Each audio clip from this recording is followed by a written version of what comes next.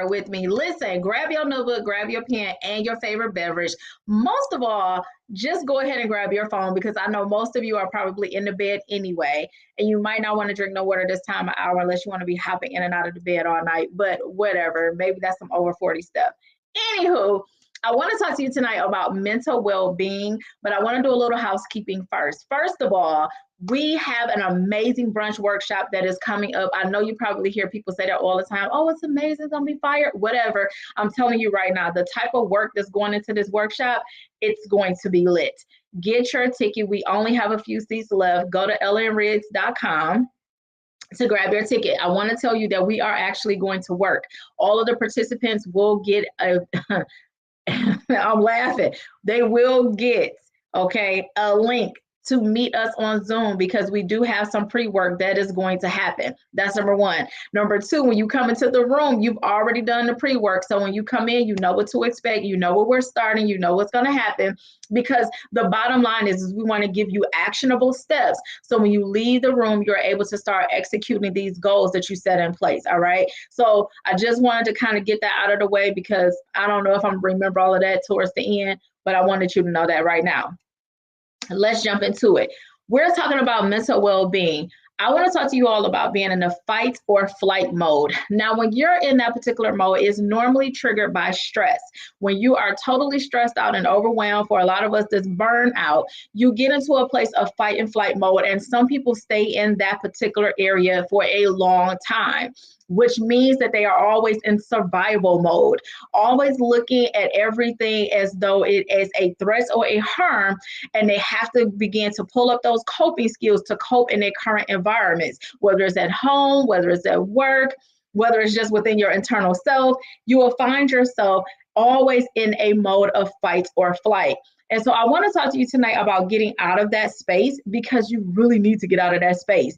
When you are there, what happens is the stress on your heart, stress on your body, your health is at risk when you're always in fight or flight mode. You do not want that to be your portion. You want to be well, you want to be healthy, right? Not just in your body, but also in your mind, which is why we're talking about mental well-being. So how do you get out of that space? I have 10 things I'm going to share with you, then we're going to get out of here. Number one, rest. A lot of times people think about rest and sleep. They are not the same thing. You will go to sleep and you will not rest. Your body, your mind will constantly continue to run while you are sleeping. That is not what I'm talking about.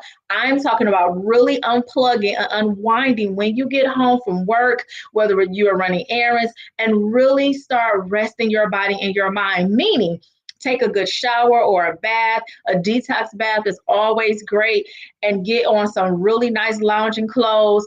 Oil your body up with some of your smell goods or Vaseline, whatever you choose, and find something to relax you. That may be sitting on your front porch, sitting on your patio, turning on one of your favorite television shows, but not scrolling on social media.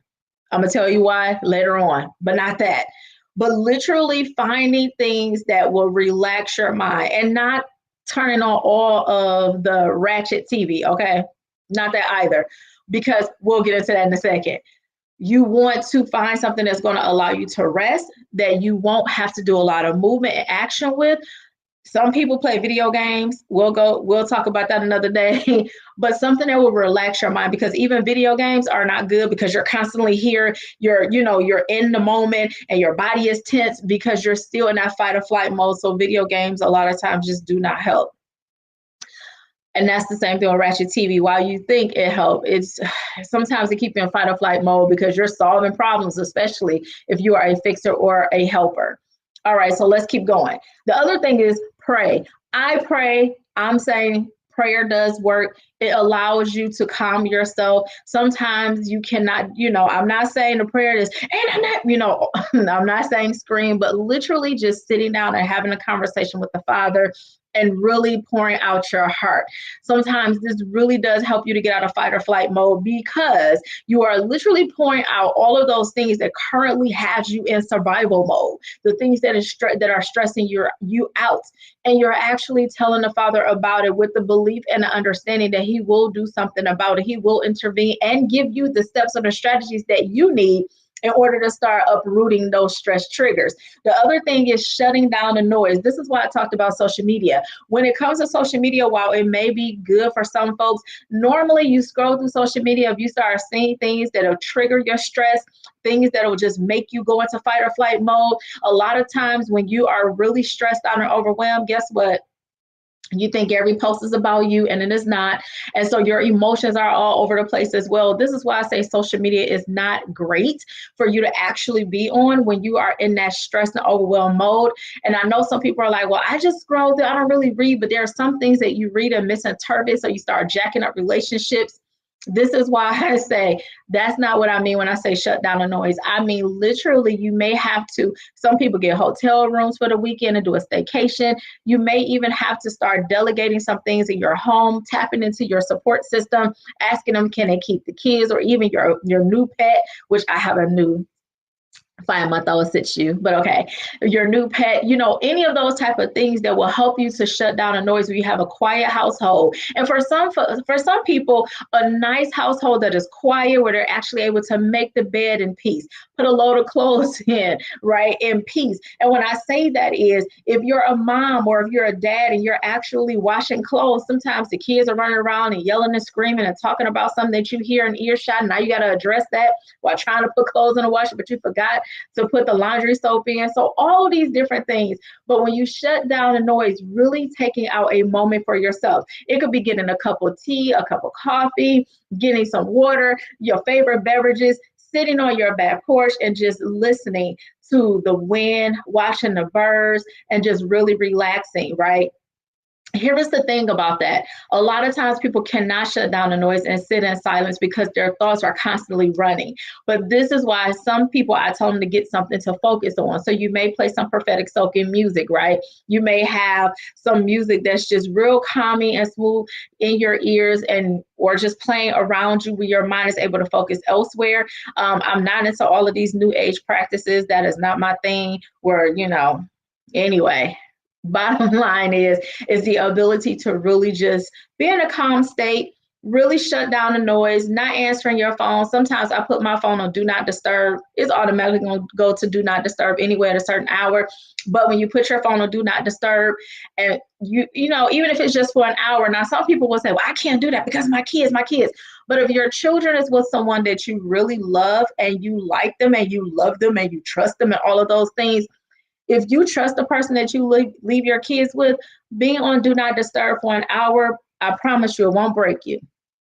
Because I'm about 100% sure you're going to check your phone at least once or twice in that hour. But anyway, having that ability to do D&D and the ability to just breathe and relax for a minute, it does work. It does help. You need that. Here's the other thing, journaling. A lot of people don't take time to journal. A lot of folks have never journaled in their lives, but when they do, they find that journaling is very therapeutic. It really does help them with reduce their stress and their overwhelm.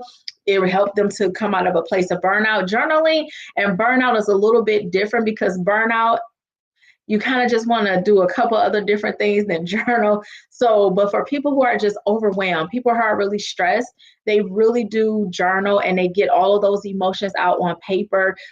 They also are able to journal some things to help take their mind into a different space than everything that happened that day that actually triggered their stress. A safe space.